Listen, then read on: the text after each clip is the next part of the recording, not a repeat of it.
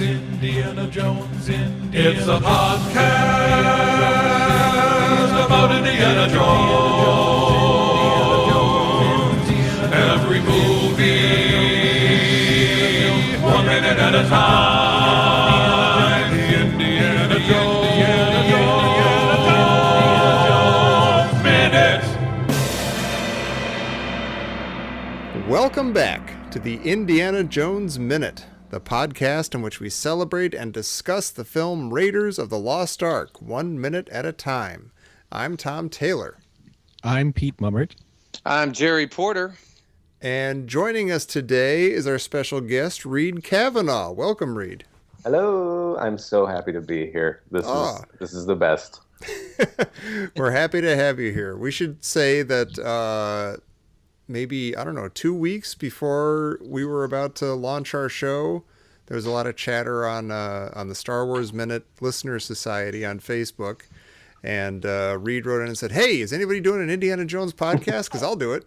And we're like, no, let's back up there. I didn't say I would do it. I said, has anybody done it? Can I claim it? Can I just sort of sit on it for my own purposes of procrastinating and possibly preventing it from ever being done, like some sort of minute podcast patent troll? You'd put it in a giant warehouse filled with other podcasts. Yeah. Wrote Indiana Jones Minute podcast on the side and a big stencil. And wheeled it back there. Top. Russians might eventually find it. I already referenced that. I'm off to a bad start. No, I should perfect. say. I feel like I should say, so people know that I didn't just slither my way in here like the things we're about to see in this minute. That I might be better recognized from Star Wars Minute Weekend Edition Patreon people from the Roll Call of Heroes as all of the musical guests. Oh, that's you? Yeah, that's me. That's fascinating. I never knew. That's awesome. Yeah, I think I've mentioned it, but I felt like I'd gone too far with it to come out and say, hey, just so you guys know, all the laughs that you're getting out of this thing. Yeah, you're welcome. Yeah. That's very cool. That's awesome. Yeah, I realized after weeks of that I actually knew some people on there. I'm like, oh, I know Bert Bobo Bert. Okay. Yeah, I don't know that I know anybody else on there, which is why I'm perfectly fine fading into obscurity. There you go. Well, you're not allowed to fade out yet because we need to talk about minute 61 of Raiders of the Lost Ark. And minute 61 begins with Sallah freaking out at a storm-lit face of a giant statue in the Well of Souls. And it ends with Sallah suggesting that Indy go fur. I love this giant statue so much. This is a giant Anubis. And we've talked a little bit about Anubis, but he was the Egyptian god that would lead people into the underworld. So it's kind of fitting there. But I think more fitting in this case is the Egyptians they would call in Anubis to guard graves from grave robbers and looters.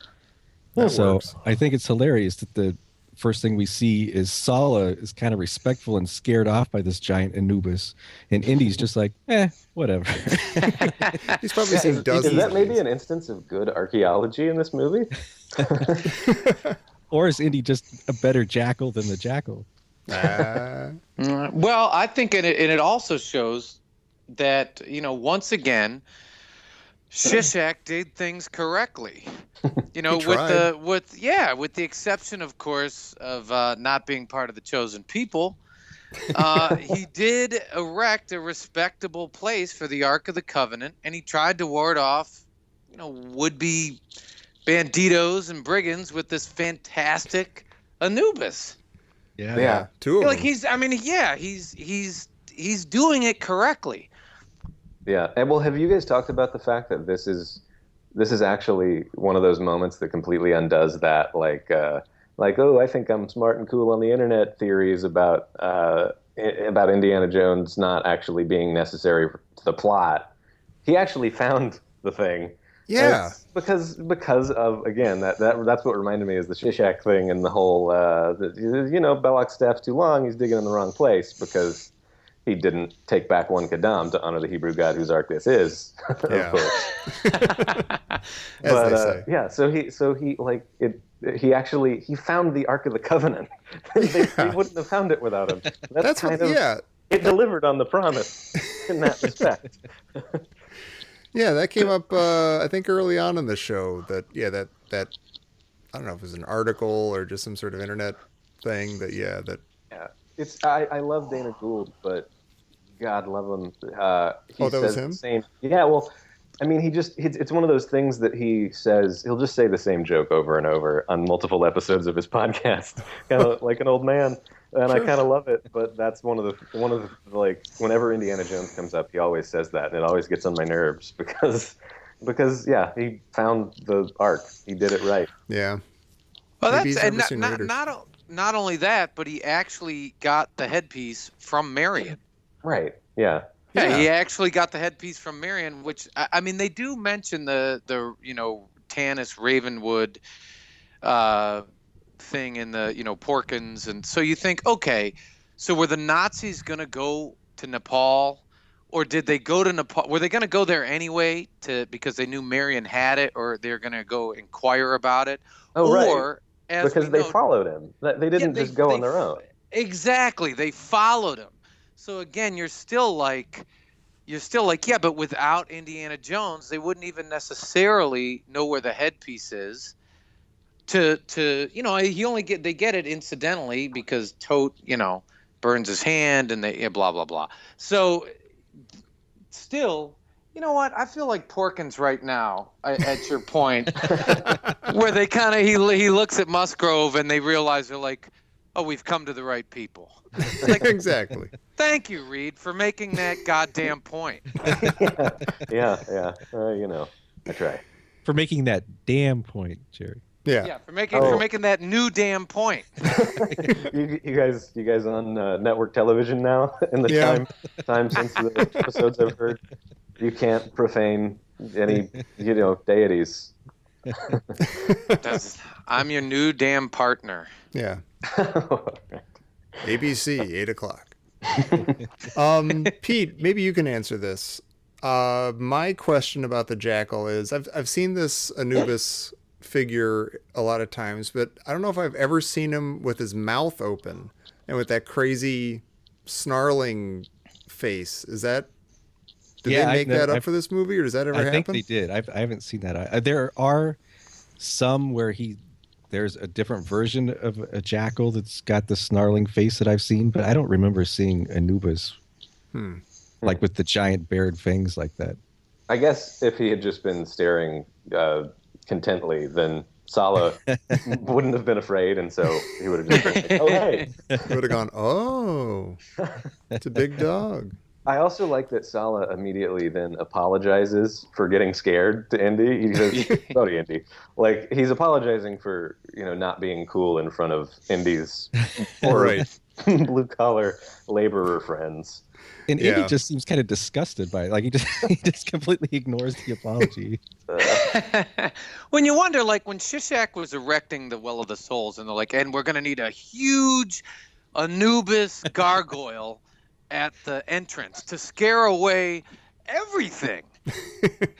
And you're like, do you think it's like, I don't know if 3,000 years from now that's going to be terrifying.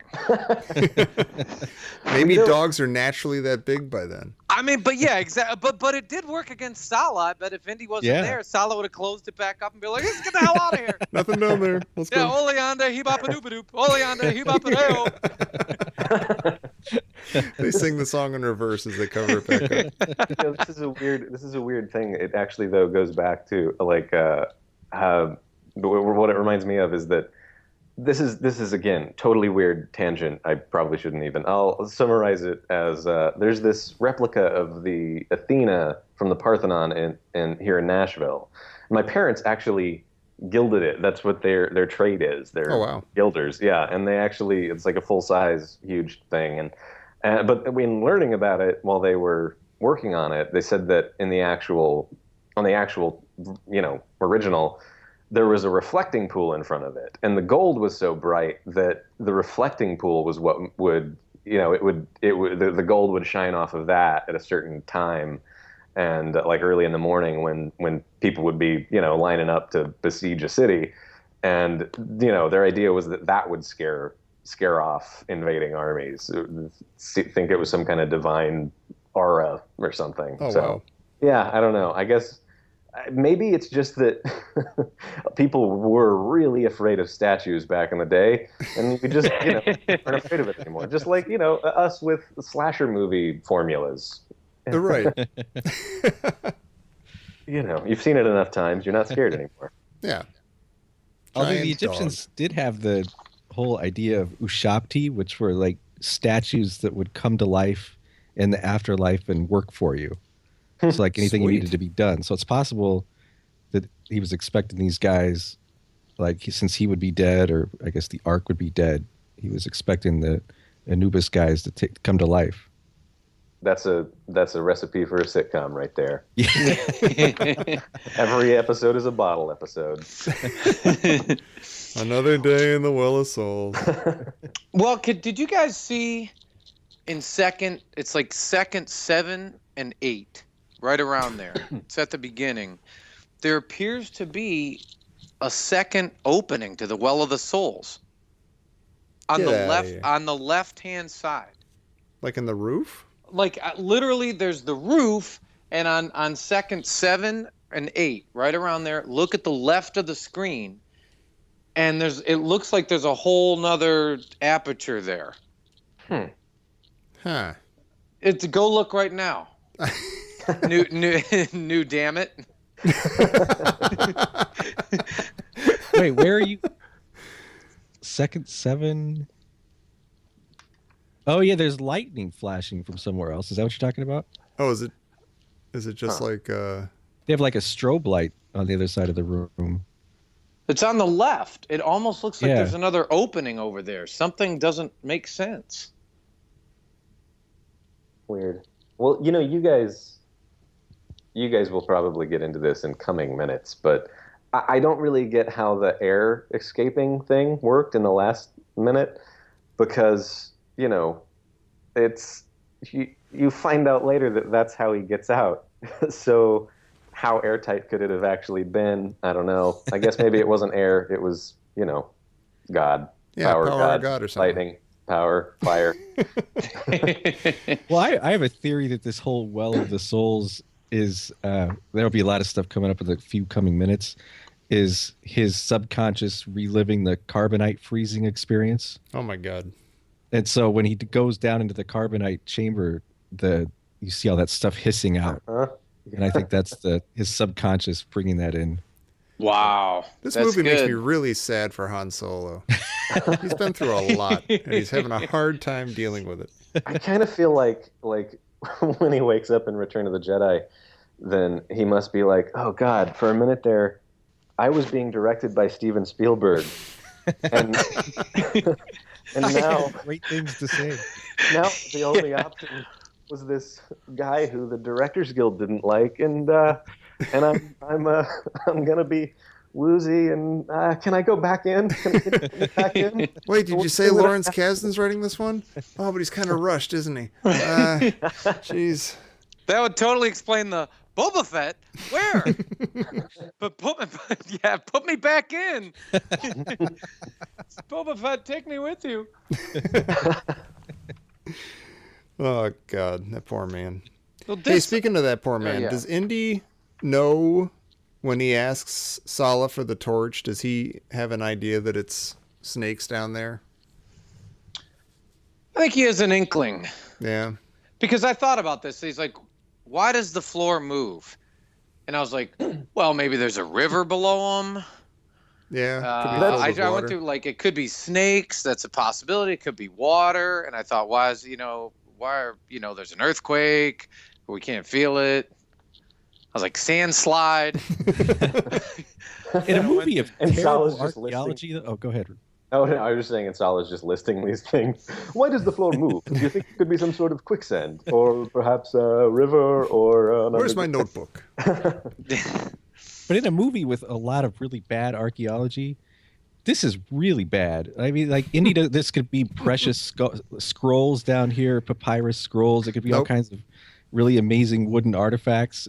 And he's like, I wonder what's going on. I'm going to drop some fire. There's only one way to find out.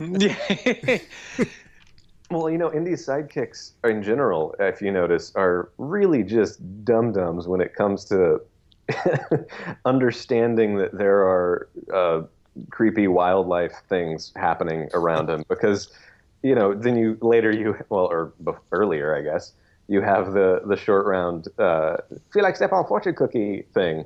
Yeah, right. And Salah's like, oh, the floor's moving. It's not like there could possibly be some sort of living thing down there that, the kind of things that move, living things. Yeah. You would think Sallah would be familiar with snakes, too. I think the floor is covered with snakes, Indy. They just get real dumb. They just become like caveman dumb when it comes to wildlife. Yeah. Why floor move? Like last week we were complaining about Salah's, you see, Indy? You see? I'm suddenly an idiot. I'm like a 3-year-old. Look, I found a thing. You're like, Sallah, you were awesome. What happened to you? I know. This is where he turns into Last Crusade Sallah. Yeah. For a while, yeah. I'd like to argue that he bounces back in this movie, but yeah, there are definitely shades of Last Crusade, which is I'm totally on board. By the way, I'm younger than you guys, I think, and so I grew up with all of them pretty much equally. I supposedly saw Last Crusade in the theater as a kid. I don't remember it. I was young enough. But yeah, so they're all, I always say they're all 10s for me. It's just a matter of which ones are 11s. Sure. That's a good way of putting it. I like that.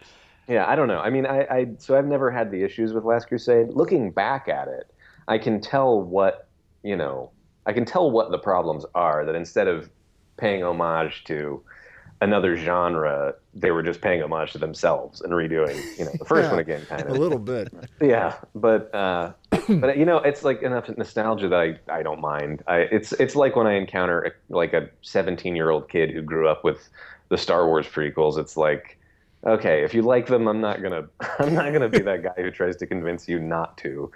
It's just, But I'm gonna make fun of you behind your back. Yeah.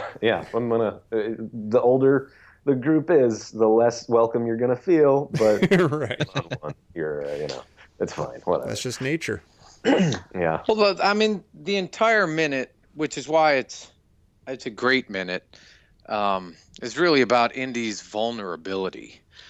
Yeah. And that's, I feel like saying, and that's exactly why we love him. Yeah. Because he's. I don't know. I'm making this up as I go. Yeah, and it doesn't come easy to him. No. It's like he finally finds the freaking well of the souls after the whole, the whole thing, and he, snakes. Why did it have to be snakes?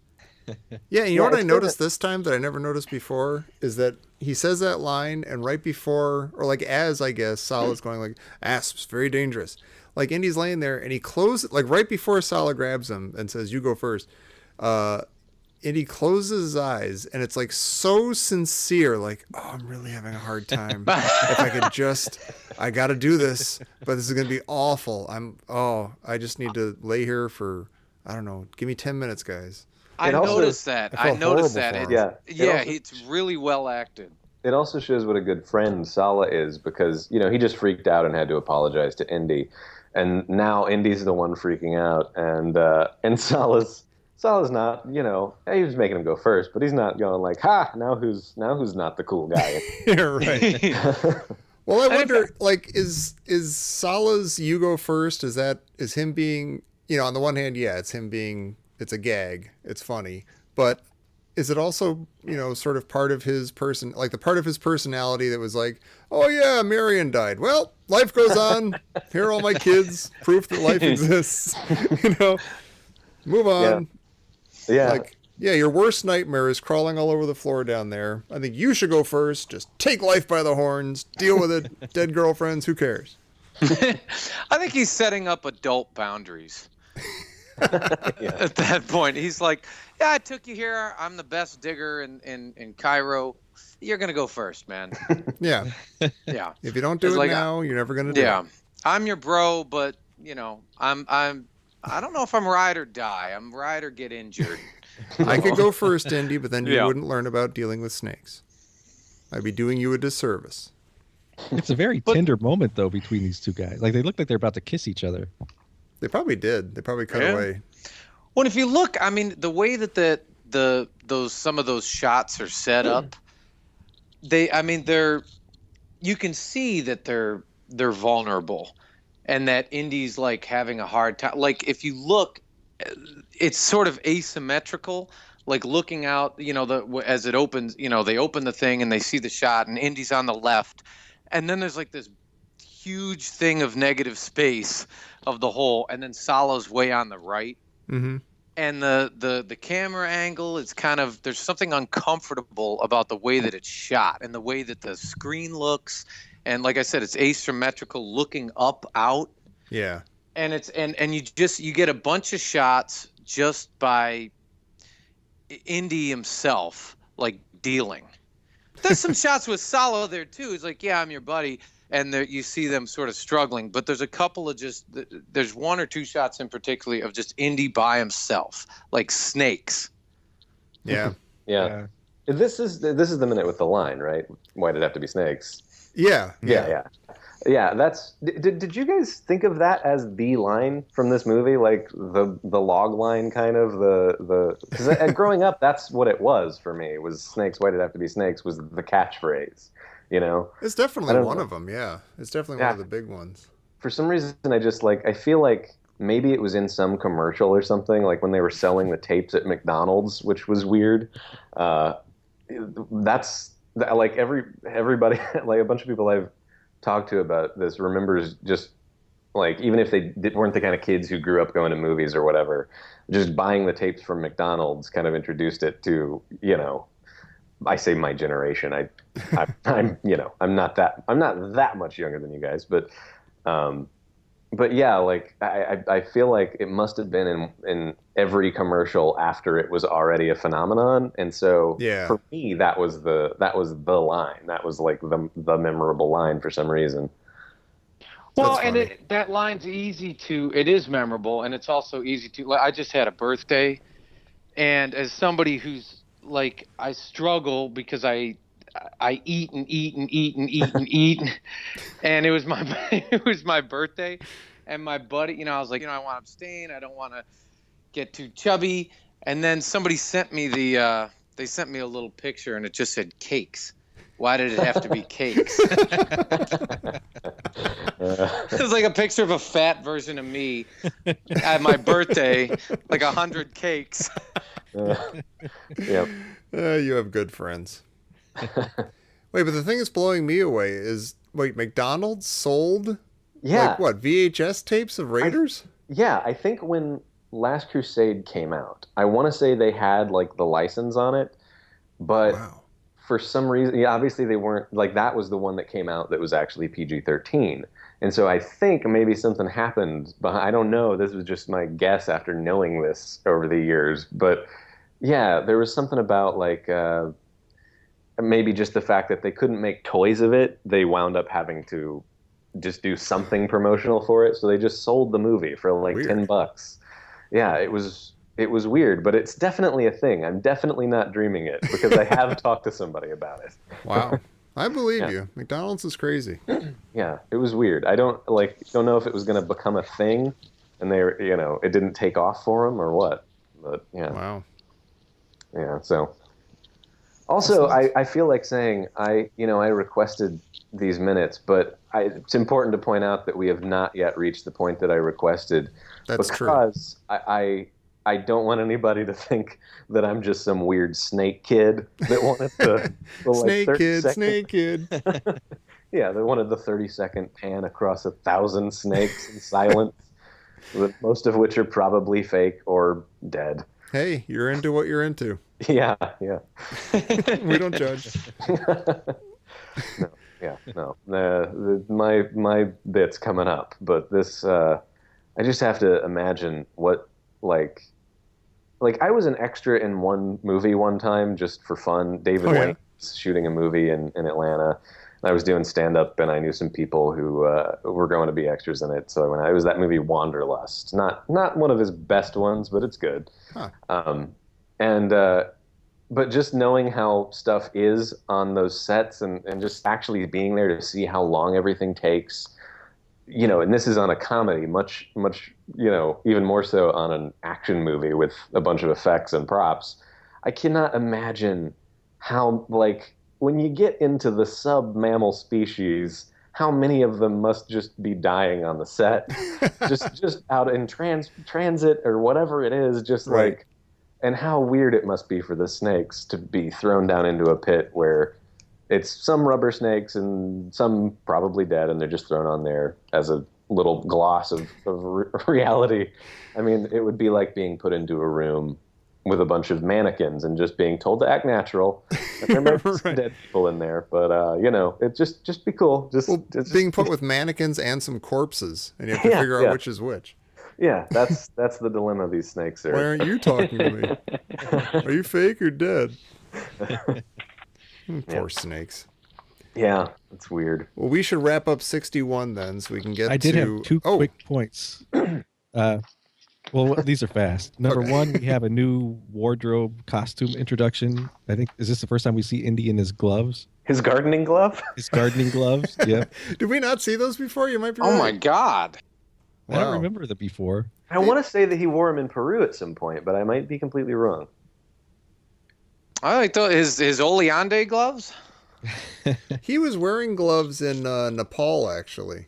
But I don't know if they were these. These do look sort of like gardening gloves.